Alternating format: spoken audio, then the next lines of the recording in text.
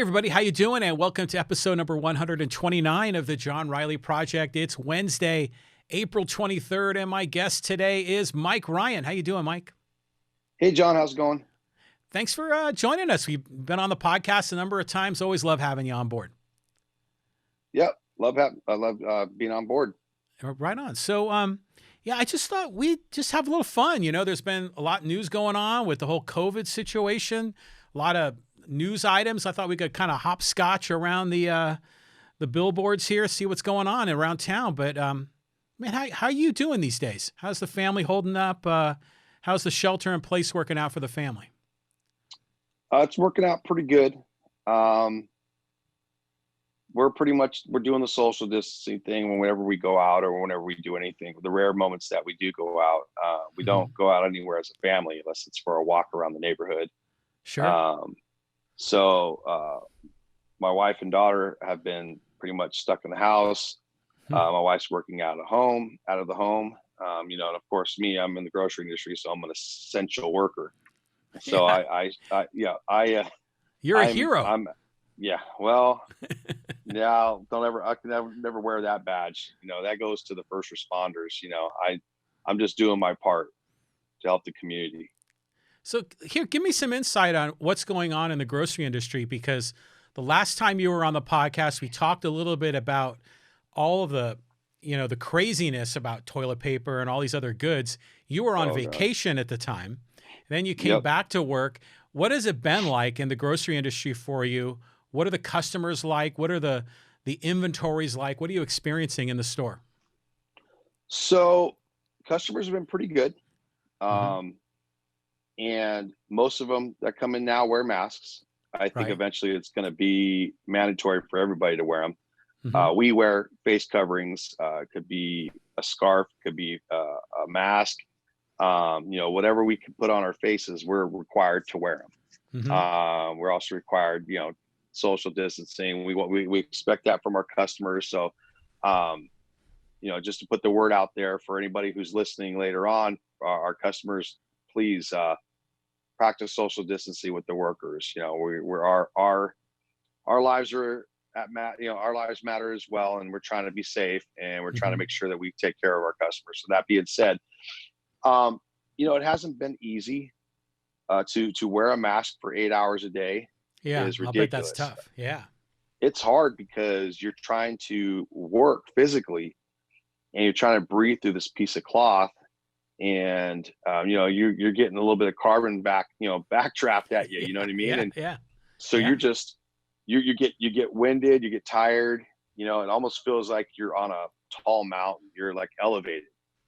But that's a small price to pay. There's other people worse off than us, and I take a little break. I'll pull the mask down for a little while to get some air.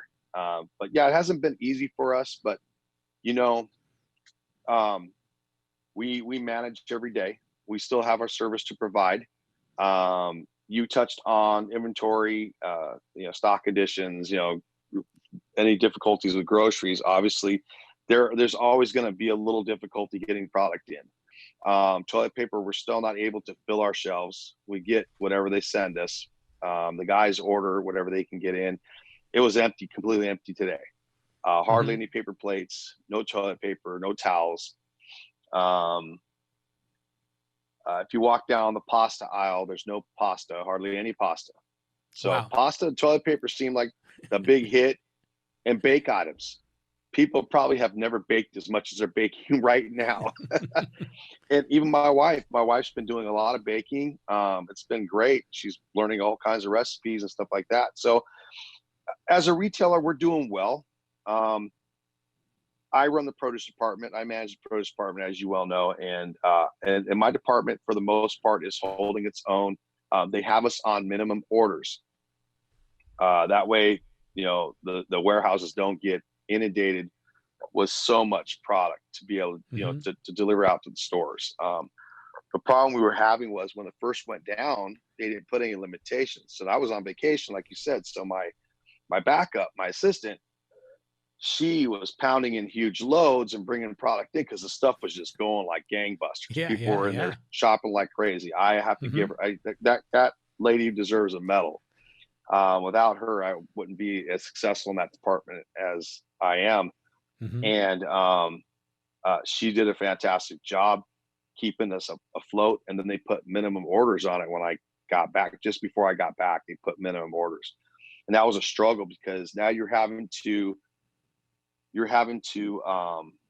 order for each section. You have to order the bare minimum. What are you picking for that section to order? You can't order every single item if it's empty. You got to look at something that's more essential. I'm going to order a case of head lettuce before I order a Chinese eggplant or a ginger or something like that. I'm going to order our lettuces before I order anything else that's a slower selling item, just to Hmm. give you an example. Yeah, that makes So, sense. so just if I give you just a brief breakdown, um, we have our wet rack, which is all the wet vegetables, and our tables, and then we have the perimeter with our salads and bagged veggies. Well, then we got stuff we call miscellaneous. And miscellaneous is our kombucha juices, our dressings, our dried fruits, our nuts, and our nut table and stuff like that. That Hmm. stuff doesn't get ordered because if they give me a limit of about 600 cases to order. It sounds like a lot of cases, but in actuality, to really fill my department up, I would need more than that. I averaged on a full with a pretty much a full department, and I write an order the day I have a load.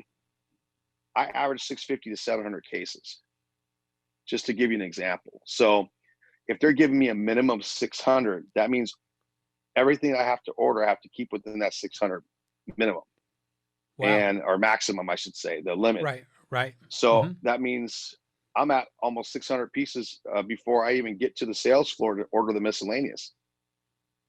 So, I mean, Wow. that means I don't order the dry fruit. That means I don't order the nuts. That means I don't order the kombuchas and the bolt house juices and whatnot, because all that stuff is mine.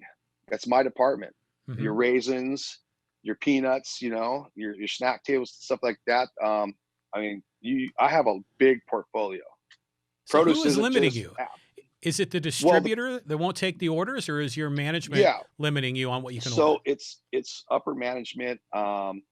They're working with the warehousing. My ops specialist, my produce ops specialist, Hmm. um, sends that out, and I guess the district manager. I guess it all goes downhill. Right. The district manager, ops specialist, will work with the the produce um, warehousing managers, I guess, or whatever, and they're all in all communication because grocery goes through it, meat department goes through it, service deli, bakery, all of them. They're all on the minimum. Hmm. So, and they just put it down, send it down an email. Hey, you guys are on, or the store director actually told me, hey, you guys are on a 600 case minimum. The warehouse can't keep up. Can you imagine if every store ordered exactly what they needed? There's no way the warehouse is going to keep up with that much freight. Wow. There's just not enough. There's not enough help. I mean, they're pushing out trucks left and right all night long to get product to the stores, and then they ran out of product and they couldn't. That's the reason why they can't keep up with toilet paper, is because they can't make it fast enough. Costco still doesn't have toilet paper. I was in there the Hmm. other day. They got towels, but they're Bounty towels. They're not the Kirkland brand. Right. So, I mean, even Costco is struggling with some of their product, but they have a ton of product. They're fully loaded at that store. That's probably the only thing they can't get right now is toilet paper. Water was coming up as a short supply. That was kind of scary. You need water. Hmm. But we got plenty of water now. So to answer your question, we are we are functional. We have enough product to provide for the area. Hmm. You won't starve. We've got plenty Right. of Right. meat, Hmm. plenty of service deli, plenty of cold cut meats. We got plenty of veggies, desserts, anything you need. It's just some of the things that we're still not able to get. It's kind of frustrating. For the first time today, and I worked there, I was able to get a bag of sugar to bring home for my wife. She wants to make. Mm. She has a recipe. Right. I couldn't get a regular standard bag, 5-pound bag of sugar. I finally got that in, and I put that in my cart. I wanted to get a couple bags of the mini morsels. These things are trivial. That back before all this went down, this was like all day long. Oh, Hmm. I don't need it. I don't need it. Then when you need it, it's like, oh, I can't get it. One bag of mini morsels, and this is all for a recipe my wife was put together. So I grabbed that bag. But as far as my department is concerned, like I said, the miscellaneous items are becoming a challenge. But if you walk into my department, because you're not far from my store where you live, you're like right down the way. Right. If you walk into my store and look at the produce department, you'd see that we look pretty good. My salads are full, my tables, all my apples and fruits and stuff are all looking good. Yeah. So there's certain sections of my department that have a lot of things, a lot of SKUs. SKUs are items, and individual items, tons of tags. And so, that trying to keep some of those miscellaneous items full has been challenging. Now, however, they have gave us free leeways where we can order whatever we want, up to 2,000 cases. And my store director was like, "I want you to order all 2,000." I'm like, "No, I'm not ordering 2,000. Right? I'm not going to kill my team." My first order I did was about 1,450. That was massive. I've never ordered a 1,400 piece load for my department. The biggest load I think I ever wrote before that was maybe 1,000 or about 1,100 pieces, probably for the holidays. So imagine. Are you doing this every day? Is this order is every day you get? I write an order every other day. I get every other day. So some weeks I'll have 4 loads. The following week I'll have 3 loads, and it alternates weeks like that. But every other day I get a load in. So there's product coming in here every other day. I'm in my store. I should say here. I'm at home. But you get what I mean on that, and that's the biggest challenge. So does all the produce come from like a distribution center that your corporation owns? Or are you ordering on your own from individual farmers and growers and independents? So in chain stores like ours, we have big distribution centers. Right. Small potato stores like a Jimbo's or Barron's, or maybe even a Sprouts, they order through vendors. Like Barron's, I know for a fact. I actually know the produce manager at the one in RB. His wife works for me. She's my assistant. He orders through a lot of vendors, and they drop off. They don't get all their stuff on one truck like I do. I get all my product on one truck. So the only vendors that I have are Naked Juice and Odwalla Juice. So those 2 guys come in. Those are the ones that I got that come in that actually bring their product in, send their product in, and they stock it. Yeah, kind of like the beer guys, right? Yeah, exactly. Yeah, because Naked Juice comes from Pepsi now, PepsiCo. Okay. So Pepsi orders it, and that product comes in. Naked used to be their own entity, but Pepsi picked them up. So anyways, so everything comes on one truck for me. I get my whole load all together, and like I said, it comes from a Brea distribution center. And it's that center supplies all the Vons and Albertson stores all over Southern California. Wow. That's something. I mean, that's an operation. That's logistics, right? Absolute logistics. Yeah. There's tons. I mean, just tons of freight coming in and out of there. I would love to go tour the warehouse one of these days. I'll bet. Well, imagine how they must coordinate with all their suppliers, because they're going to have probably all the individual farmers that are delivering there, right? I mean, I don't even know how that would be coordinated. That's got to be interesting. I don't know how that works with the big growers. You see some of the brands on the strawberries, like Driscoll's or some other thing. I can't think of a bunch of different names right now, but these are big time growers. These are big farms that they got to get their stuff from. And a lot of times you'll see strawberries that come in with 2 different manufacturers on the same load. I'll get 30 cases of strawberries, and maybe a few of them will have a different grower's name on it because maybe they ran out of the other grower and they had other pallets of this other brand, and they just threw it all together just to get your case count in. So it's been interesting trying to figure this stuff out, or try to get the happy mediums and try to order level across the playing field, because I order out of my book for the most part, and I'm going, okay, what am I skipping and what am I ordering? So if I look at my organic section, okay, that's not a big selling section, so maybe I can skimp on the organics today and order heavier on my regular bag salads or bag veggies or something like that. I mean, you got to balance the load, you got to optimize it. So it's interesting, because I think a lot of us, when we're shopping at a grocery store, we just totally take it for granted. You know, we just show up, we get what we want. And then as we've gone through this COVID crisis, we've gone into grocery stores and yeah, the pasta aisle is just cleared out, you know, and even in the produce section, I've noticed some of like the prepackaged things can be cleared out pretty quickly. So it's interesting to learn about how you coordinate all of that, you know, running a department at a big grocery store here in town. Yeah. Can you hear me, John? I can. Yeah. Oh, sorry. My earbuds just went out. Yeah. No worries. No, you're good.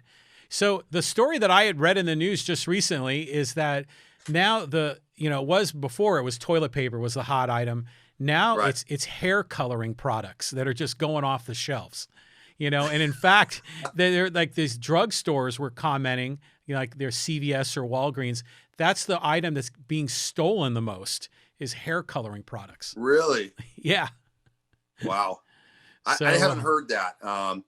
But I would imagine because people are at home and not being able to go to the hair salon or barbers. I mean, I've cut my hair in a couple months because this all went down right before I wanted to get a haircut. I was on vacation, and I get back from vacation, or I went down when I was on vacation. I was going to get a haircut, and I'm like, I can't get my haircut.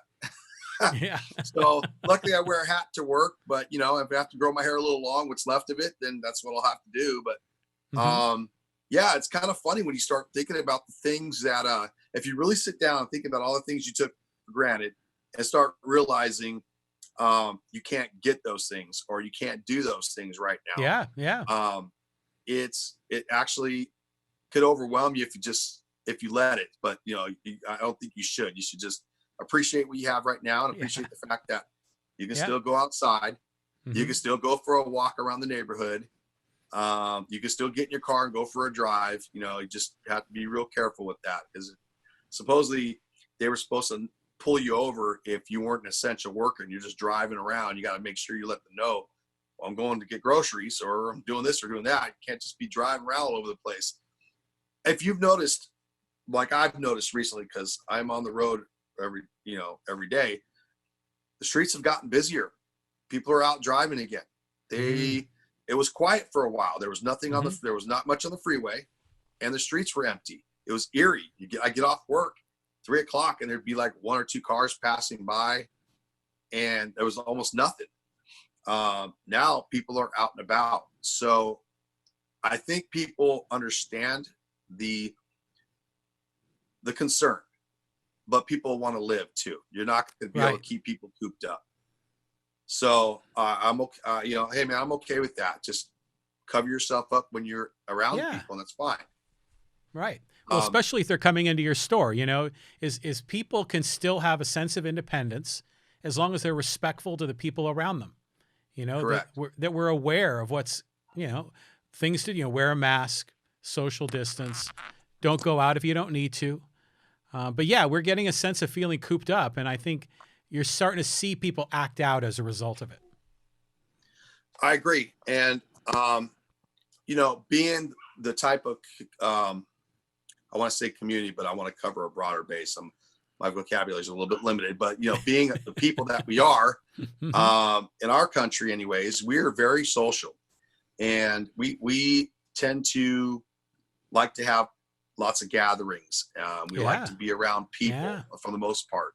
I mean, look at the business I'm in. I get tired of being around people sometimes when we're around them all day, but I appreciate the interaction because of the fact that we're social distancing. You don't have a real good, that communication, that affectionate communication is no longer there. There are intimate conversations or, you know, getting a little closer and talking to people or pat somebody on the shoulder, or shaking a hand, you know, and hey, I hadn't seen you in a while, whatever. I mean, I got customers whose kids come in and give me a hug, you know, and now they're social distancing. And it's kind of like, oh, okay, well, you know, I'm an affectionate kind of person and I enjoy the closeness I get from people. Yeah. And for me, it's been kind of difficult, you know. I mean, we're social distancing at home, you know, like I you know, my son was home recently and we all, you know, I gave him a hug before he left and stuff like that. But, you know, it's one of those things where it's like, man, One of the biggest concerns for me, John, is the fact that I do work in grocery. So when I go home, I'm always nervous that could I be carrying, could I be carrying the COVID? Yeah. Could I be, am I a threat to my family? Mm-hmm. So I wash up, Right take on. the clothes off, making sure that I am all cleaned up and ready to go, to spend time with my family before, hopefully I don't catch it. Hopefully I'm not a carrier and I don't give it to my wife or anything like that. But obviously there's a concern there. You got to get one of those detox rooms. You could walk in and put your hands up and it'll spray you and cleanse you. And then you can go into the next room of the house. Right. Right. Yeah. So, yeah, I mean, it's tough. We're all kind of figuring this out. And, the social distancing was put in place, so we're going to flatten the curve. But we're still going up the curve right now. I want to share some of these updates here that I read. That today, this just came out, in San Diego County, we logged 152 new COVID-19 cases. That's our highest daily total in San Diego County. 152 in one day. Wow. So we're still going up the curve. And now the death toll has hit 100 in San Diego County. So, wow. And then the other thing is, you're talking about people maybe should be wearing masks more often. Well, it turns out that in the South Bay, they're seeing a rise in COVID-19 cases. Now, Right. National City and Chula Vista are reporting that they have the highest proportion of COVID cases relative to their population. And so now those two cities have made wearing masks mandatory when you're outside of your house. I heard about that. So yeah, we were talking about that today, actually. I mean, that's something. So it makes you wonder, like, how are they going to enforce that, because here it's unofficial, in our town in Poway, but it's sort of expected of people. If you're not wearing a mask, you might get the stink eye. Yep. But it's interesting that now some cities are making it mandatory. I would imagine it's coming for us real soon. Mm-hmm. I also would imagine that our wonderful governor is going to implement certain things. Being sarcastic there, but not to jump on any kind of political realm at all. But I'm not the biggest fan of Gavin Newsom, but that's okay. We won't talk about that. He's got fabulous hair, though. He does have. You know what? I gotta give it to him. He's a good-looking dude. Yeah, he actually came down to San Diego, and he was at our Union Hall giving a talk about. He was doing this big run several months back with women's, my body, my choice type stuff, and I think that's what it was about. He came to He was on this big tour with his wife and all these different doctors and things like that, and he came down to the Union Hall, and I videotaped it, and it just seemed like a nice enough guy, and I didn't get a chance to meet him face to face, but it was interesting, to say the least, to see an actual governor be in your town and actually be at the Union Hall that you go to. But that being said, look, I understand, I'm not going to take anything away. I think Gavin's trying to do his best to make sure that he's aware of what's going down. I know the president has held all the governors responsible for their cities, and as he should. It shouldn't be all on the government. It should be on each individual city's government bodies to regulate. And Gavin's been really good about getting on there and giving us information. But look, they can only do what they can do. I would imagine for them, they're probably sitting there going, what do we do? Because I still don't, there's still not very many answers. It's one thing, it's the next thing. It's they're telling us this, they're telling us that. Things keep switching up. They don't have a clear-cut grasp of what this thing really is, in my opinion. I think they understand, doctors understand what it is. It's a respiratory situation, which I get, but they don't have the proper testing for it yet because it's new. They don't have a vaccine for it because it's new. This whole thing we could be wearing masks from here on out until they together. We could be doing it for another year. Who knows? Maybe the summertime will hit and it'll kill off most of it, because traditionally people get sick during the fall and winter months of the year. The fact that we have these cases now, who knows? Maybe if it was in September when people started getting sick, it would probably have been a lot worse going through the holidays. So take that as a possible win, but we don't know for sure. We'll see what the summer months have. But I can guarantee you this: they're not opening any. They're not going to open up the entire country at least till after summertime, if they're lucky. I can still see them keeping arenas empty. I know that it's hurting the economy not having these places opened up. No NFL, no baseball, no concerts or anything like that. And concessions are a big deal because concessions actually hurt the little guy. Yeah, big time. It hurts the little person. And the thing is these big, I don't feel sorry for any of these multi-million-dollar athletes or owners or anybody else. I can care less, honestly. What concerns me is the people that actually work hard for a living, that are there providing for the people who are spending a grip of money to go watch people play a game. And they're the ones that are without a job. They're not, they don't have a contract that they're going to get paid on. You know what I mean? They make next to nothing per hour, and they go there and they work hard.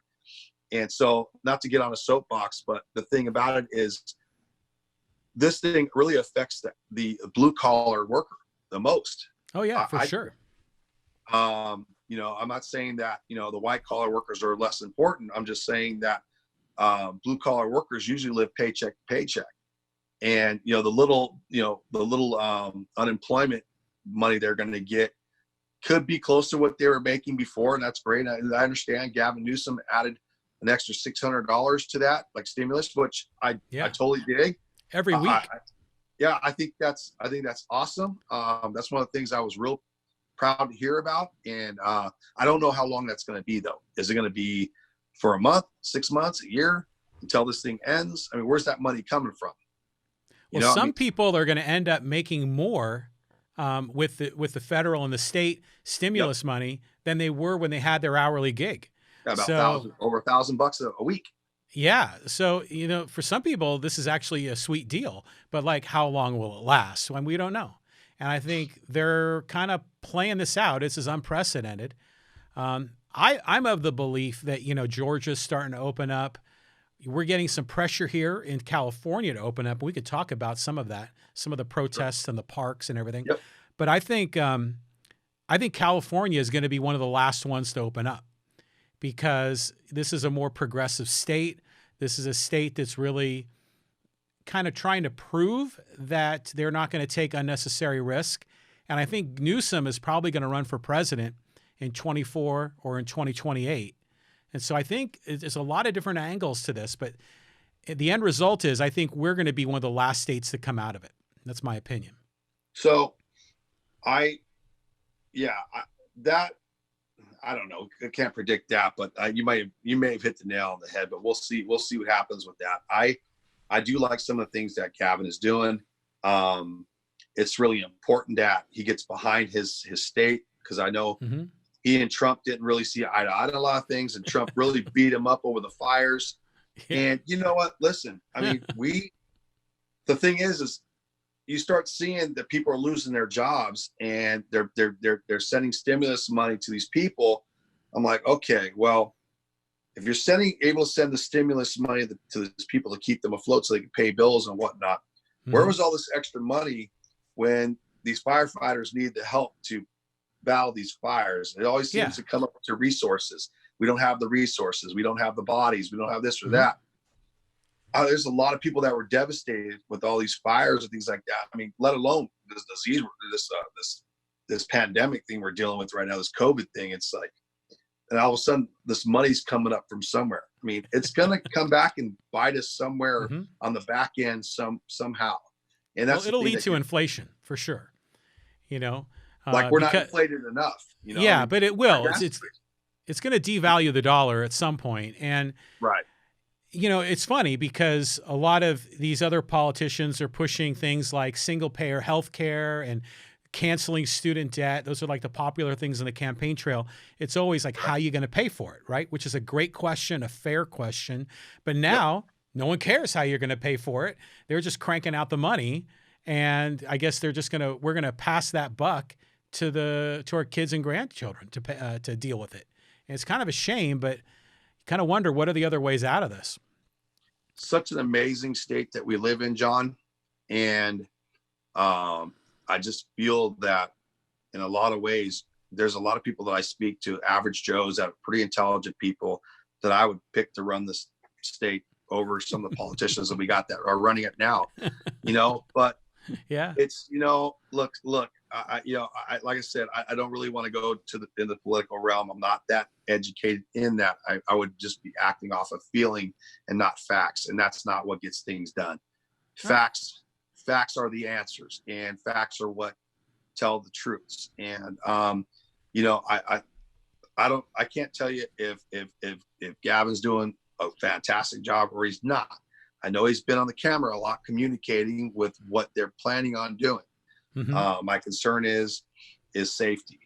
My concern is safety for my family and my work associates and the customers that I come in contact with.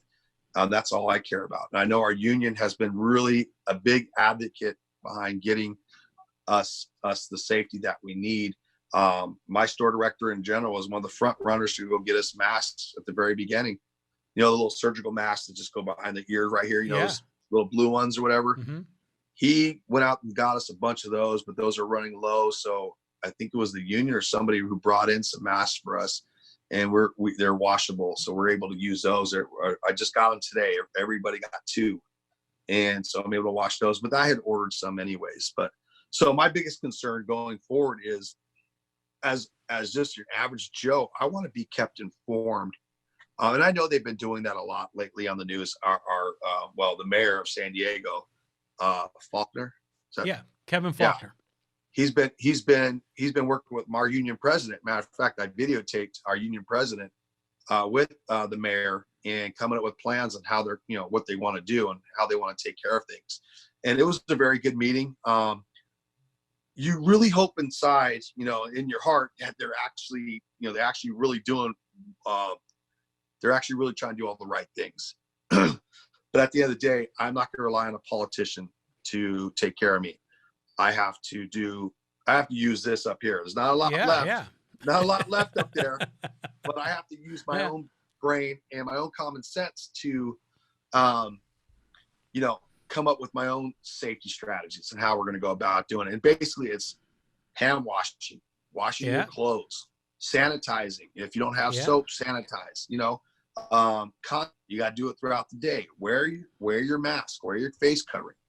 And we exercise that a lot at work, and we exercise it when we go out. If I go out to a store, I do majority of the shopping at home. I work in a grocery store, even on my days. Yeah. You're an expert. Yeah. Sometimes I bring a little bit too much home, but that's the typical guy in me.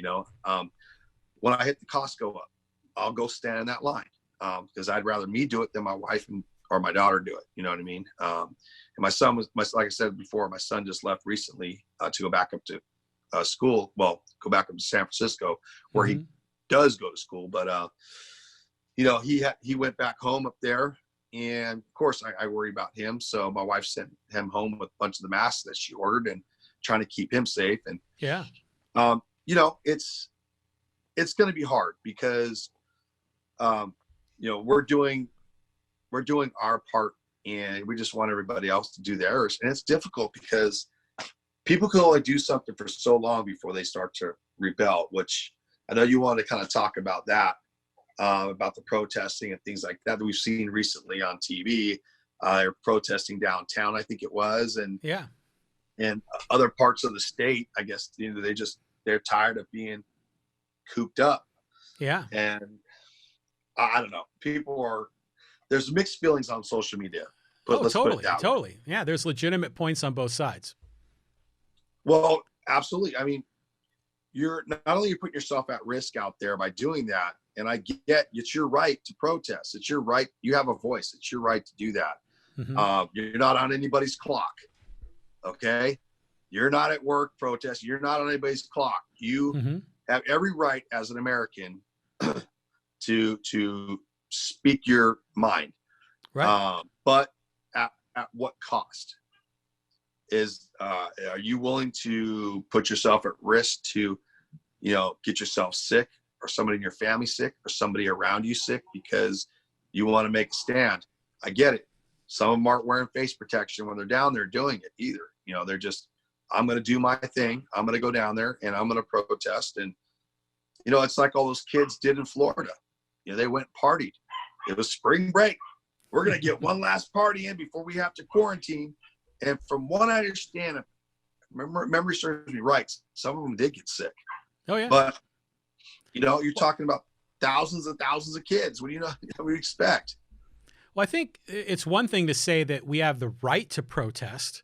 You know, that's built into our First Amendment. But is it smart to protest? Are you putting yourself at risk? Are you putting other people at risk? Because the people that are out there protesting aren't practicing social distancing. They're not wearing masks. They almost kind of want to go in the face of all of the authority and oppose it all. But here, check this headline out. So San Diego police just submitted a case against a weekend protester for possible criminal charges. And this is the person that apparently organized the protest in downtown San Diego. They may come under, they may be coming under criminal charges for organizing the protest because it was encouraging people to violate the shelter-in-place, stay-at-home order. So people being potentially arrested for expressing their First Amendment right. Pretty amazing. Yeah, that's another thing people are talking about is that they want to. People feel like they're trying that the government or our country's trying to silence us, and they're trying to control us, trying to control where we go, what we do, how we do it. Mm-hmm. People getting arrested on beaches, you know, people getting arrested at parks. I saw a mom get arrested, handcuffed, and for being at a park with her kids. And I don't know the whole story on that one, but it was put up. You know, people put stuff on social media. You never get the whole story. You know, it turns into this, that, and the other. It's ridiculous. Yeah. But you're hearing about. I heard about a guy who got arrested on the beach for being on the beach, and you know the beach is closed off. So the authorities have the right to sit there and close down a public beach, no matter if you social distance or not. I don't think they should have that kind of power. I think the power needs to come back into the people's hands, and people need to start making decisions on what needs to be done. That small. You have a small amount of police and city officials who are making all the decisions for everybody. And they make it real easy. They make a decision and it's gospel. And it's like, you know what? I'm not okay with that. I should be able to make my own decision whether or not something's safe or not. If I get sick, that's on me. It's not on, you know, the city of San Diego or city of Poway or anybody else. But the problem is it's a very selfish attitude to have, because all I'm doing is creating more issues for the local hospitals and the first responders also. Well, it depends, I think, on your behavior. Like, for example, I go for walks in my neighborhood. I'll walk our dog, but I'm by myself and my dog. And whenever I see people coming the other direction on the street, we go to opposite sides of the sidewalk. You know, we've done that. We're practicing social distancing. It's interesting too, because like here in Poway, all of our parks are open with the exception of the really popular ones. You know, so you can't go up Iron Mountain, you can't go to Lake Poway, you can't go to Blue Sky. But if you just want to walk through your neighborhood park, as long as you're not on the playground, right? You just want to go walk down a trail, that's allowed in Poway. And I think that's good, because you can't continue to be cooped up, because if you limit people too much, at some point they snap. At some point they break, and then they act out and then start exhibiting really, very irresponsible behavior. So I like what Poway's doing. And I think it makes sense to maybe close down the popular ones, like Lake Poway, because that's going to attract a lot of people to show up. Right. But if you just want to go to your neighborhood park and walk down a pathway, get some fresh air, that's good. But now the next question will be, are they going to open up the beaches? Again, can people behave? In some of the video I've seen of people on the beaches, for the most part, they are. You know, it's just the crazies in Florida that have been packing them. I don't know. I would think that for the most part, we're a well-behaved state in a lot of ways because we self-police. Yeah, we have our bad elements that we're, that as a state, I'm not really proud of with our, and I want to consider homeless people bad elements, but it's bad because I don't feel like we're giving them enough help to get them off the streets. Well, we actually, Faulkner is doing it. He's actually taking over hotels. I think they were even talking about having a convention center and having some homeless people there. I did hear about that, but would he have done all this if it wasn't for COVID? Well, obviously not, because they hadn't done it before. He hadn't done anything. Nobody's done anything about the homeless, the homeless population. Newsom hasn't done anything. None of the mayors have done anything. Look at all the years the homeless has just grown. That's smart. Let's open. You're not using the convention center right now because of social distancing, but let's put all the homeless that we got in a convention center. And what, we're going to make them all sick? It's like, that's another thing you got to think about. You're putting all these homeless people in the convention center.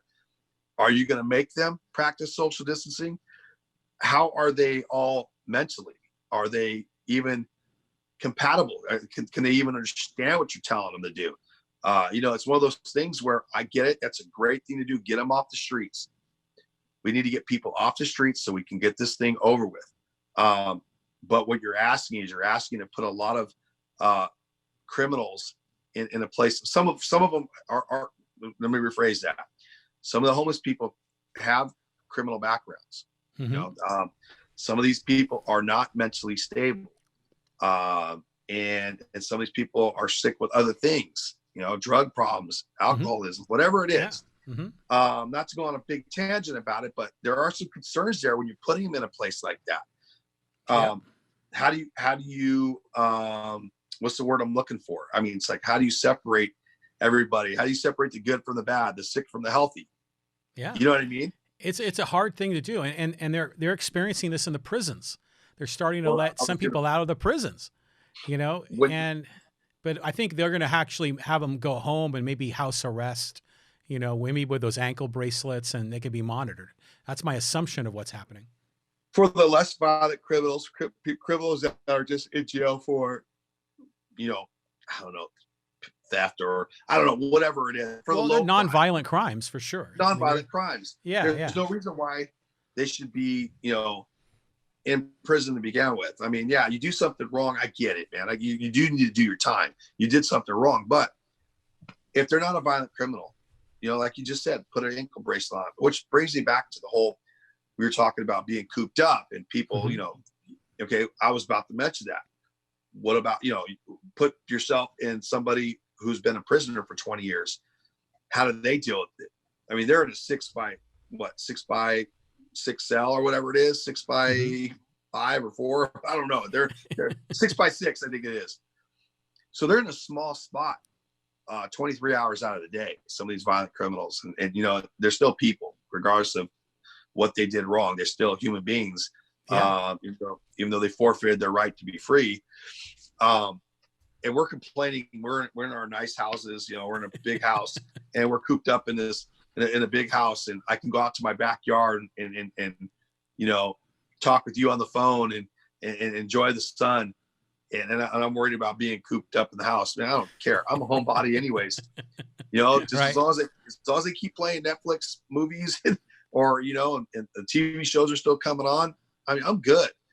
But if I had to, if I didn't have my job at the store and I was not an essential and I had to be locked up at home, I think I'd be fine as long as I had plenty of snacks and some TV to watch and the internet. I mean, I'm good. I have some exercise equipment. I'll be fine. Well, that's pretty much me. I mean, I work from home. The only time I leave the house is for that occasional shopping trip or to go for a walk around my neighborhood. So my car has been very, very idle. But it's okay. I'm rolling with the punches because it doesn't impact me very much. But I'm just trying to do my part, right? It's just kind of being respectful to the people around me. Right. Exhibiting behavior that is not going to put them at risk. And I think that's, if we all do that, I think we're going to get through this. But we're still going uphill on the curve. We haven't gotten to the top of the mountain. My friend Pete Neild, he does these forecasts. He plots out the curve. He says Poway is going to hit the apex of it on April 28th. So that's in 5 days. And right now, Poway, there's 22 cases. But if you look at San Diego County as a whole, I don't think we're going to hit the top of the mountain, the top of the curve, until May 24th, according to the model that Pete was sharing with me. So we still got a long way to go. Another month. Yeah.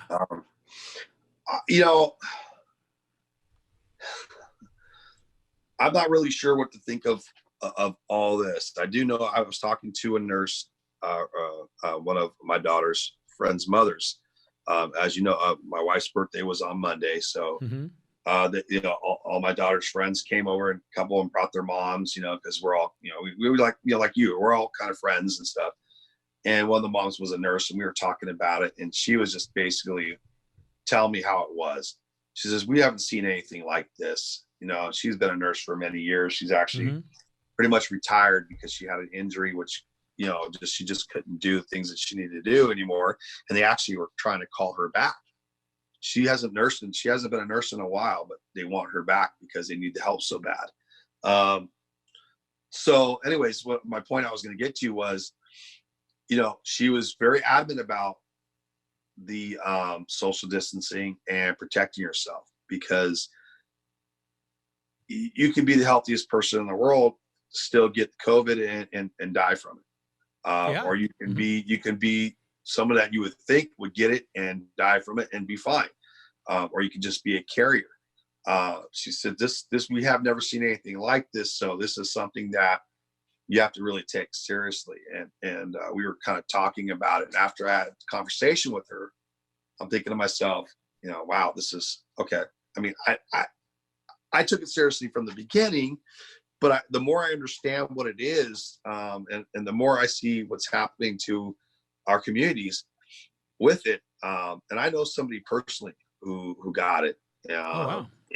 and he's in the business, and this person's in the business. Well, it's too late now, but it's like, and I keep dibs on him, to see how he's doing, and he's hanging in there, but he hasn't been at work for a while.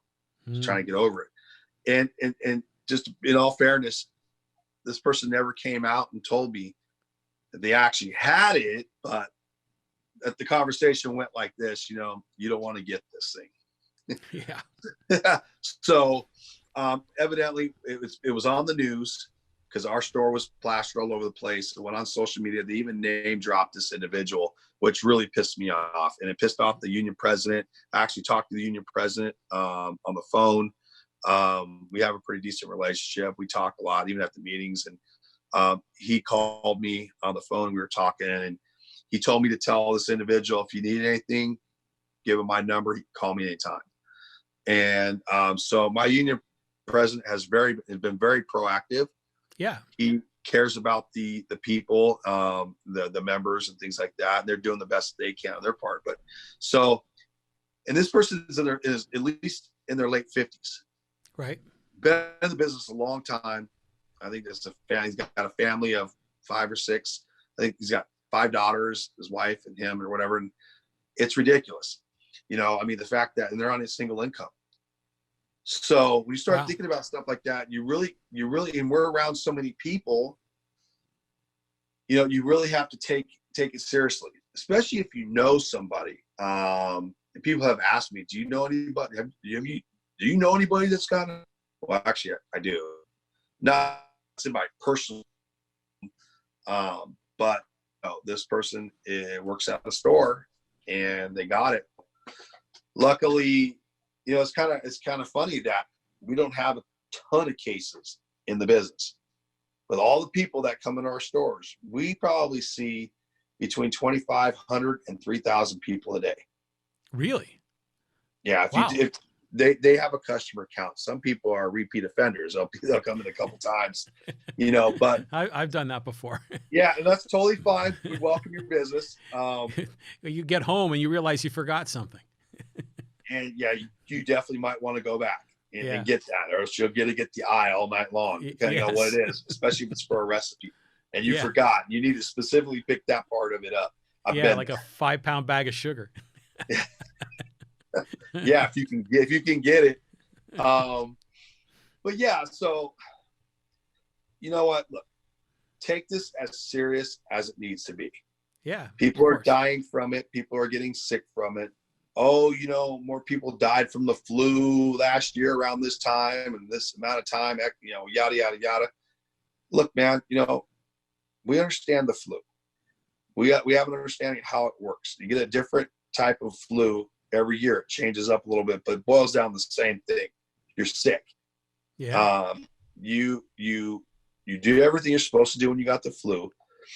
You know, you don't go out and overexert yourself. You drink plenty of fluids. You know, sometimes you have a bad cough that comes along with it. You know, this is something entirely different. This is an actual, you know, this is a virus type of a big time virus. So I mean, they call the flu they call the flu a virus too, I think, in a lot of instances. Well, yeah, it is. Mm-hmm. But they haven't seen anything that moved this fast.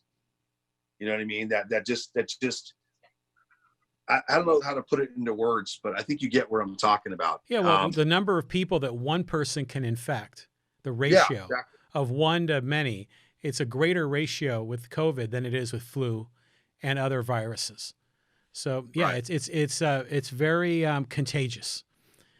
So yeah, it's serious. And to me, I don't know. It's interesting to talk to you about this because you're in the grocery industry, and I think that's a unique place because we're all very dependent on you and your team to provide what we need to survive. And you have a unique perspective on this, and I think that's what makes this conversation really good. Oh, I appreciate that, John. I really do. I try to keep an open mind about all of it because, and yeah, when I go to work, I get frustrated too. It's tough for us because it's in the back of my mind. I'm trying to keep my team safe. I mean, I manage a team of about 13 people in that one little section of the store. Really? And wow. Yeah. And they're not all there. Well, I had a total of 9 people today that were working. Really? And say 5 of them were in the fresh made department. 5 or 6 of them were in the fresh, but 5 of them were in the fresh made department, cutting up all the fruits and vegetables and putting them out there. And I had 4 of my own team members in the produce department. I have fresh made department, and then I have the produce department. I manage both of them pretty much. I have a fresh made lead, but I'm the ultimate. I run them both. I do all the stuff. They're under my watch, and so it's difficult. I mean, I have a great team. Like I said, my second is amazing. I have my best crew was there today. One of my guys, my mid shift came in. Me and my second broke down pretty much most of the load before my mid shift and my closer got there tonight. And you know, I got to make sure those guys are safe too. I got to make sure that everybody's wearing their mask. Yeah. That you know, you're washing your hands, you're being safe. Not only do I have to keep an eye on their safety, period, but now with this whole thing, I got to make sure that they're, you know, that they're the basic things that they have to take care of is they have to wear a cutting glove when they're back there cutting. I had a meeting with my team today, and I kind of got on them about things that I didn't like and things that we needed to improve on. And one of the things that came up was a cutting glove. You got to have a cutting glove when you're cutting fruits and vegetables. Every time you put a knife in your hand, you got to cut. Yeah. And I mentioned in that conversation that not only we're dealing with this pandemic, but we're also dealing with the standard safety rules that go along with working in this department. So, I mean, there's a lot of things you have to take in consideration. It's overwhelming at some days when you're busy and you got a lot of work to do and you're trying to keep yourself safe. You're trying to follow the guidelines and the rules, the company policies that go along with doing your job. And see, when people from the outside, they, you know, and we get a lot of thank yous. And I want to personally thank anybody in the RB or Poway area, you know, shops at my store and they hear this podcast later on or whatever. I want to say thank you for, you know, the generosity and the camaraderie that we've gotten from the customers, and Right we're on. getting a Well, lot. they appreciate you. You know, they're And sharing the love. we've been getting a lot of thank yous, and Yeah. they're on, and it's genuine. They're like, we appreciate you guys being here. Mhm. You know, we understand that this is an easy. I mean, the customers, they're in and out in a half hour, 15 minutes. You know, sometimes Yeah. maybe longer depending on how long they take. I mean, I have an older clientele. It's Rancho Bernardo. Yeah. So in a lot of ways, we have younger, but we're in a 55 and older area. So, you know, so that being said, I just want to say to the people, you know, thank you for keeping us safe and help us keeping you safe as well. Right on. Because it's not easy. There's a lot of work that goes on behind the scenes that they don't see. They see us out there working, but in 31 years, John, 31 years, I've never felt more appreciated being in the business that I'm in. You know, we went through some battles over the years with the strike and with all the other things that we went through. And you should have heard the things people were saying about us during the strike. And it was ridiculous. Yeah. Because we wanted a fair contract, because we wanted, you know, it wasn't about the money. It was about a retirement. It was about our benefits. It was about, you know, different things that played along with that. I'm not going to go into all that, but the things that people said about us, you know, basically not being very smart people, anybody can do our jobs. Boy, you know, I mean, boy, I go in the grocery store. I didn't go to the grocery store to see how pretty my apples are stacked. But see, what people don't understand is people aren't going to buy from a totally thrashed up display if your apples are looking horrible. You know what I mean? Right. Yeah. People will buy more of what looks, because they can't help but go over there and buy it. People are just designed that way. Mm-hmm. So when my team puts our department together, we do it with a lot of pride, and for people to come in and actually thank us for doing. Before this whole went down, you know, the people in RB were for the most part, they're challenging because they you know, that's who they are. But we get a lot of thank yous for running a great department, keeping it clean. And now we're even more on top of the cleaning because of all this. This has taught us a lot of things. And I appreciate it. So, you know, again, for the community, we appreciate you, appreciate the words that are being said, because it means a whole lot. We have families we have to go home to also. Sure. And they're at more risk than anybody else. You know, we come home, we don't know what we're bringing home with us. We're working with fruits and vegetables that have been treated. You know, we're working around people that could be coming in who are sick. And then we have to put in an 8-hour shift with all of that we're dealing with, all the stress that goes behind running a crew, and then have to go home and be around our families. So the fact that we're actually getting thank yous after all these years, it was more than just a long time coming. But I will take that appreciation. The hero badge, I can't wear that. You know, the essential badge, I'll definitely wear, no problem. I appreciate being an essential. I'm nowhere close to being a hero. A thank you goes a long way with us. You know what I mean? It really does, because granted, we have a hard time enough as it is at work, not feeling appreciated by our superiors. But the only people we need to impress is our customers. Yeah. They're the only people that my job is to take care of my team and my store manager. That's the way I've always thought. Or if I didn't have a team, if I was my own guy, if I was a solo person working in dairy or something, my job is just to take care of my department and make my store director look good. Because if that store director gets beat up because I didn't do something, he's going to come beat up on me. Right. You know what I mean? Yeah. So, but in the big scheme of things, I'm very thankful. And this whole thing really made me appreciate what it is that we do every day, in my own personal self. And so that being said, we're going to continue to do what we do best, and that's take care of our community. Right on. Well, Mike, I'll tell you this, just as a member of the community, a shopper at your store, and a friend. Hey, thank you. Right. Appreciate that. Yeah. It's right. nice to hear. Yeah. Thank you very much, man. When are you going to come in and visit? You could come in and visit once in a while and say hi. I should. Yeah. So, but yeah, thanks for joining me on the podcast today. Yeah, this is a lot going on, man. You know, so with the COVID and, 100 people have died now in San Diego County, 152 cases, the most for any day. Yeah, man, we have a long way to go still, my friend. Yeah.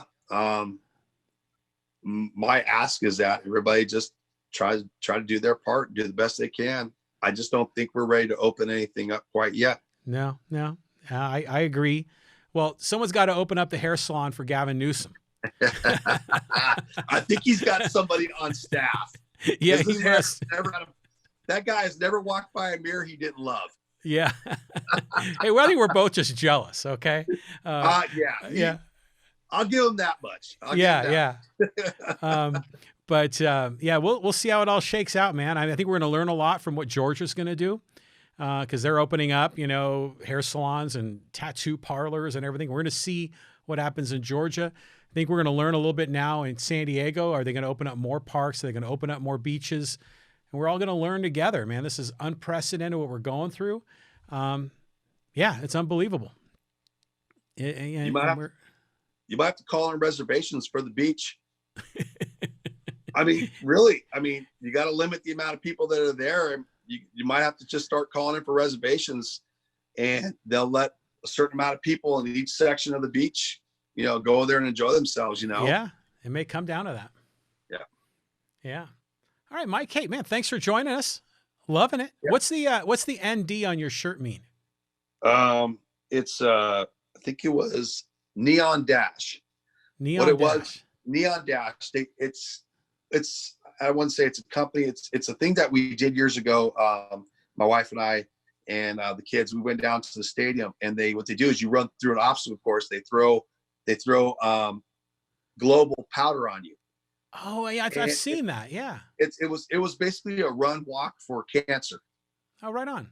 And it's chalk. It's like different colored chalk. They throw it on you, and I think it kind of glowed or whatever. And it was for a good cause. So yeah. I think the money went to cancer research or whatever it was. And years ago, my grandfather passed away of colon cancer when I was like about 10 or so, and he was a very impactful man in my life. And so it's one of those things where everybody's experienced that, and I'm sure in their own lives with a relative or family member, a friend. And I thought that was a really good cause, and I would love to do that again. But now they're not really doing anything like that right now. No, not at all. That's not working right now, but maybe in 2021 we can look forward to that. Yep. All right, Mike. Hey man, thanks again. We'll catch you later. All right. All right, John. Take care. Thank you. All right. Bye-bye.